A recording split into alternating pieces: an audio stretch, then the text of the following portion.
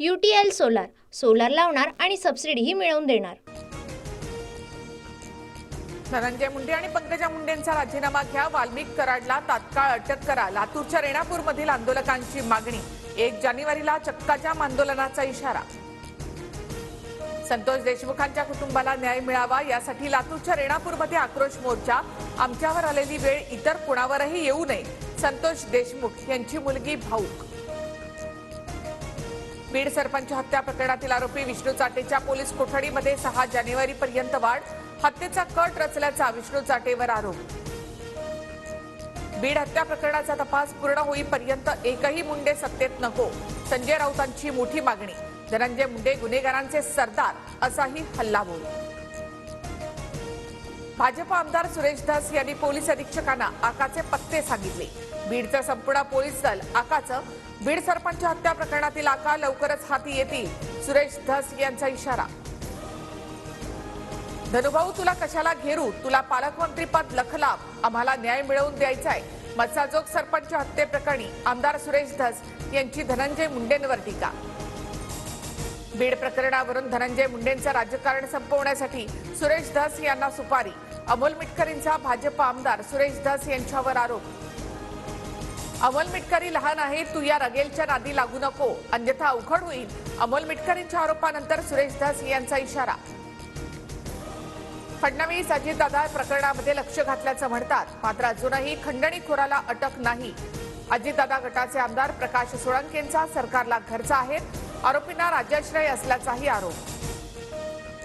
मुंडेंचा राजीनामा घेत नाही तोपर्यंत बीडमध्ये लढा देणार, अंजली दमानी यांचा निर्धार। तर मुंडेंच्या कार्यकर्त्यांचा पिस्तूल हातात घेतलेला नवा फोटो ट्विट। संतोष देशमुख हत्या प्रकरणी बीडमध्ये उद्या मूक मोर्चाचं आयोजन, सर्वपक्षीय नेते रस्त्यावर उतरणार। मूक मोर्चा एसपी कार्यालयाच्या ऐवजी जिल्हाधिकारी कार्यालयावर धडकेल। बीड सरपंच हत्येनंतर धाराशिव उरणमधील सरपंचही दहशतीत। रायगडच्या उरण तालुक्यामध्ये गाव गुंडांचा सरपंचावर हल्ला, तर तुळजापूरमधील मेसाई जवळगा गावातील सरपंचाला पेट्रोल टाकून जाळण्याचा प्रयत्न। कल्याणमधील शिवसेनेचे माजी नगराध्यक्ष आणि माजी उपनगराध्यक्षांना पोलिसांचं समन्स। आमदार बालाजी केडीकर यांच्या हत्येचा कट रचल्याच्या प्रकरणात दोघांनाही चौकशीसाठी बोलावलं। 2 चिमुकलींवरील अत्याचार आणि हत्येच्या घटनेमुळे नागरिकांमध्ये संतापाची लाट। पुण्यातील राजगुरुनगर शहरामध्ये नागरिकांचा निषेध मोर्चा। माजी पंतप्रधान डॉक्टर मनमोहन सिंग यांचं निधन, उद्या शासकीय इतमामात होणार अंत्यसंस्कार। संपूर्ण देशामध्ये 7 दिवसांचा दुखवटा जाहीर।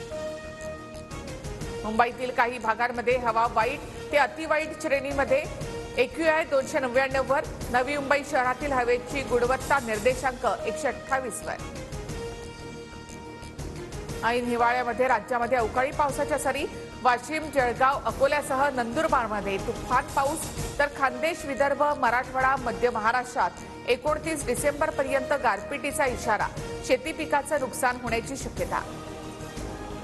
26/11 हल्ल्यातील गुन्हेगार आणि लष्कर-ए-तोयबाचा उपप्रमुख दहशतवादी अब्दुल रहमान मक्कीचा मृत्यू। पाकिस्तानातील लाहोरमध्ये हृदयविकाराच्या झटक्याने मृत्यू झाल्याची माहिती। बॉक्सिंग डे कसोटीच्या पहिल्या डावात भारताची फलंदाजी ढेपाळली। कांगारूंच्या 474 धावांच्या प्रत्युत्तरामध्ये भारताच्या 164 धावांवर 5 विकेट्स। रोहित कोहलीकडून पुन्हा एकदा निराशा।